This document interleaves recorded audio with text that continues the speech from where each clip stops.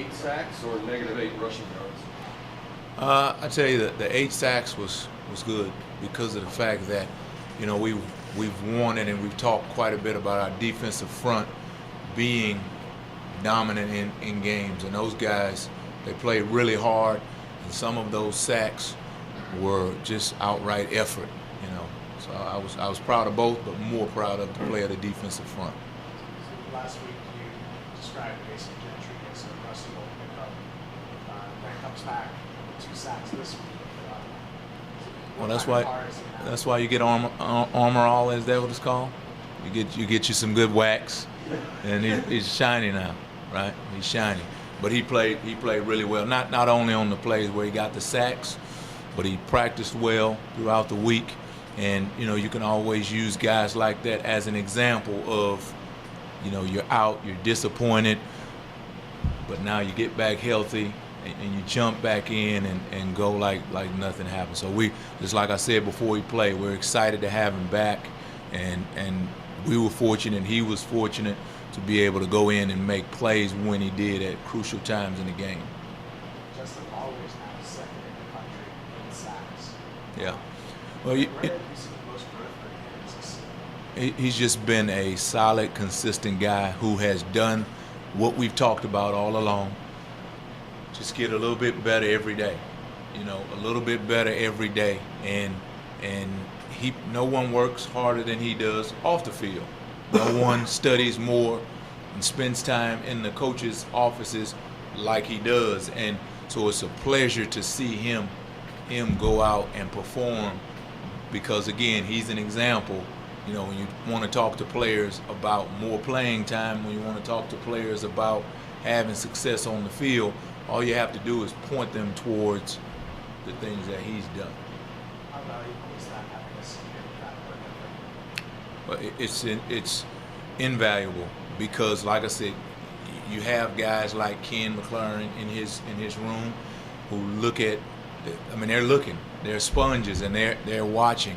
But when you have a guy who works and who continues to receive pay for his work, continues to perform on game day, then it's easy to talk about work ethic and to talk about making sure that you're doing all those things off the field, because they pay off. The culture pays off. Justin Lawler is the finest example of that. In the weeks leading up to the Connecticut game, both Eric Sutton and Christian Davis got dinged a little bit.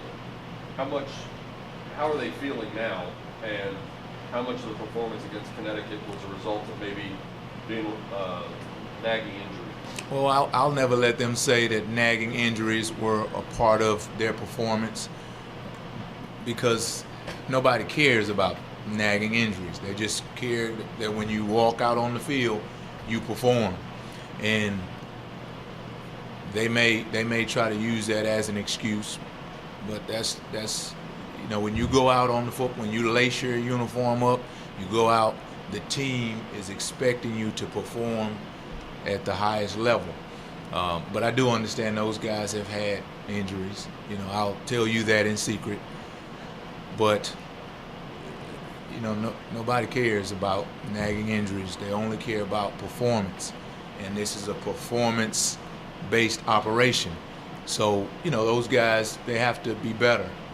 They have to get better from a physical standpoint, and understand that, you know, bottom line is you got to make the tackle.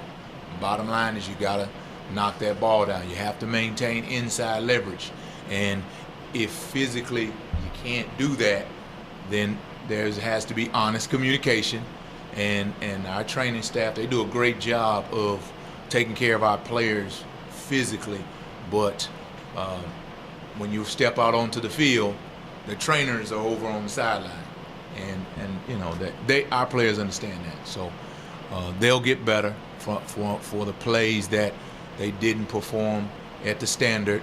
They'll get better. They have no choice. We've come in here, and we've had some days where it was really bad, you know, and we lost the game. It was not to the standard, and we won the game. I think Coach Craddock just said it a minute ago. You played to win the game. We won the game, but there's definitely some things we can work on. It's not lollipops and ice cream cones just because you won the game. There's some work that we have to do defensively, and specifically in the secondary, there's some work that we have to do.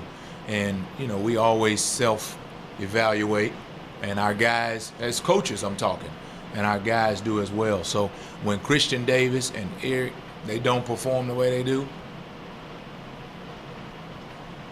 it's on me. And so we'll get them to the level they need to be at. Did it help at all to have Jordan Wyatt running around the sideline, like acting like another coach almost? No, it didn't. No, it didn't. Because I needed him to be in the game. But physically he was not in that place.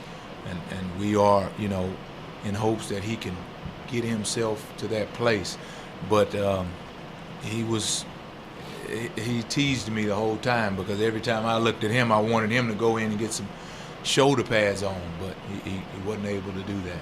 So, but honestly, you have Christian Davis, you have Eric, you have Justin.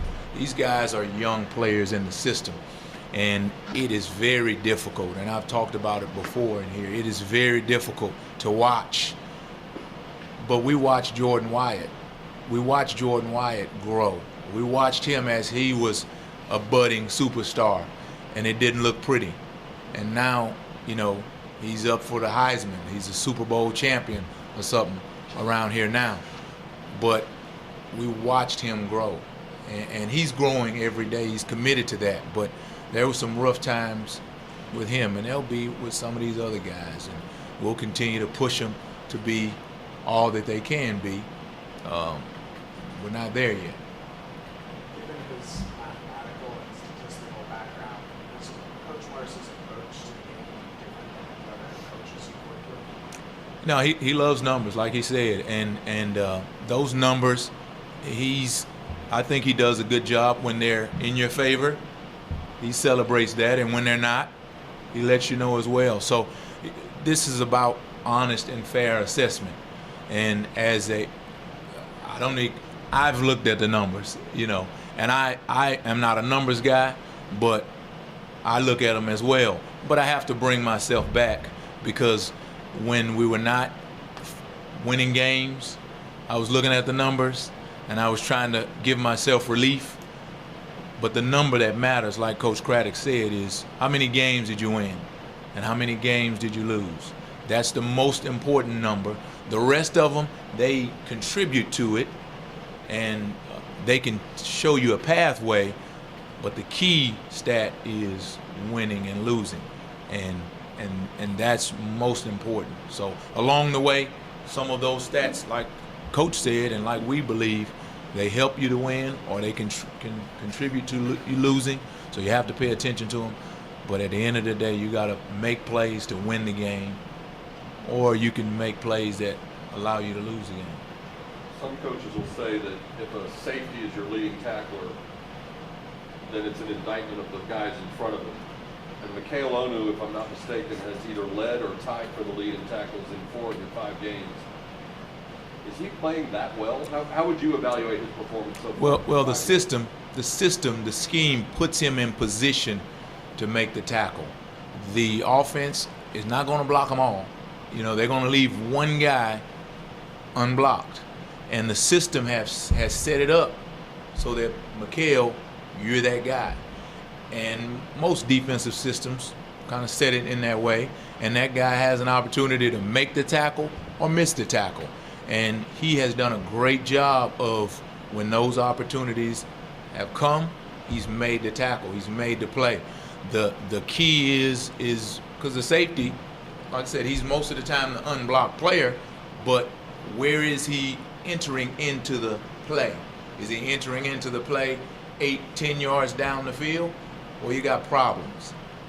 But he is entering into the play very early and for minimal yardage, and he's been able to make the tackle, make the play.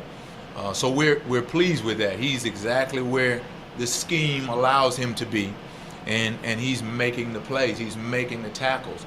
So, everybody else has a blocker on them, and we say this to the rest of the defensive guys. If you want to catch Mikhail, you have to beat your blocker and get on the ball. And we've done that at times, and that's when we've had tackles for loss.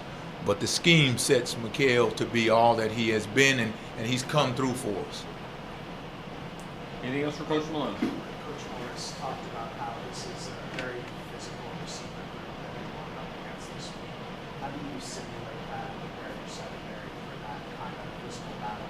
Well, from day one is the discussion of the way that they play from a physical standpoint. And, we look for our guys to play just as physical. And Coach Lepp does a great job with the safeties of starting from that point, that we want to be physically dominant in the secondary. And his safeties do a good job of that. We talk about Mikhail Onu. And so what I am going to do from my guy's standpoint, the cornerbacks, they're the edge of the defense. Houston's offense is an edge attacking offense with the screens and such. So we have to do a great job in the secondary, but then from the linebacker core of getting hands on the receivers. So that'll be a big focus for us on defense, but that's the way they play. And if we don't bring that part of the game, then it'll be a difficult one for us on defense.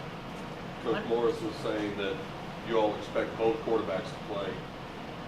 How are they different from each other, and what kind of challenges do they present for your defense?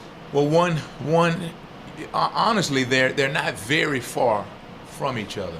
When you look at them, they both have the ability to throw the ball. They can throw it down the field, especially for sure in the screen game. They both do a good job in the screen game. They make pretty good decisions. They take care of the ball, but one is probably a little bit better runner. But they both have shown on video to be able to run the ball well enough to present a problem for a defense. So, we're going to be prepared for both because they both have played and they both have done a good job for them. So, at the end of the day for us defensively, it's more about us, no matter who plays, it's more about us being where we need to be from a alignment standpoint and from a communication standpoint, and then being alert for the quarterback run game because both of those guys have shown the ability to be able to run the football.